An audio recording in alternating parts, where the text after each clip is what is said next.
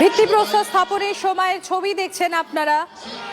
মুর্শিদাবাদের বেলডাঙ্গায় হুমায়ুন কবির বাবরি মসজিদে ভিত্তিপ্রস্তর স্থাপন করলেন। ফিতে কেটে ভিত্তিপ্রস্তর স্থাপনের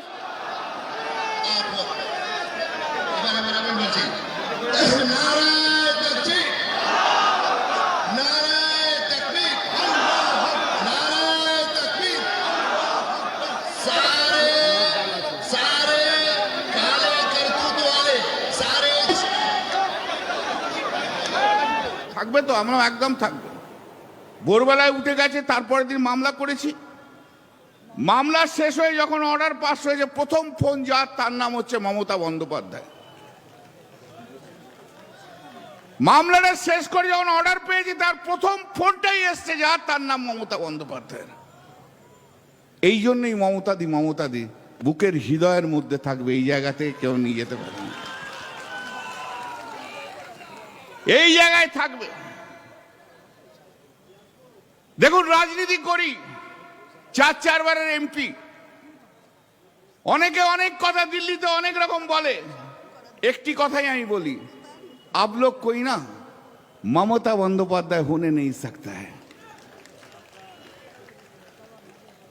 এই হচ্ছে মমতা বন্দ্যোপাধ্যায়। 32,000 ছেলেকে কিভাবে চাকরি খেয়ে দিল? কারা? না সিপিএম এর কয়েকজন উকিল। ওদের লোকগুলোর চাকরি হয়নি বলে, ওদের কয়েকজনের চাকরি হয়নি বলে গোটা পশ্চিমবাংলায় চাকরি খেতে হবে। গোটা পশ্চিমবাংলায় যা সিলেকশন প্রসেস আছে সব শেষ করে দিতে হবে।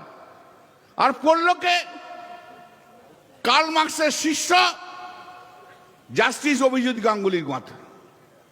তখন তো উনি কার্ল মার্কস নিয়ে থাকতেন, একদিকে কার্ল মার্কস আরেকদিকে লেনিন। ওর বাড়িতে থাকতো, একদিকে কার্ল মার্কস আরেকদিকে লেনিন, আর তার নিচে বসতো বাড়িতে।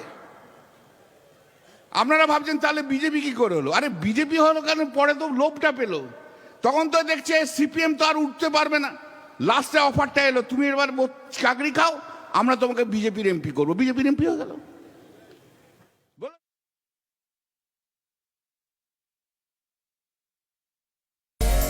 সাফেদ 500 গ্রাম মাত্র 37 টাকায়। সাফেদ 500 গ্রাম মাত্র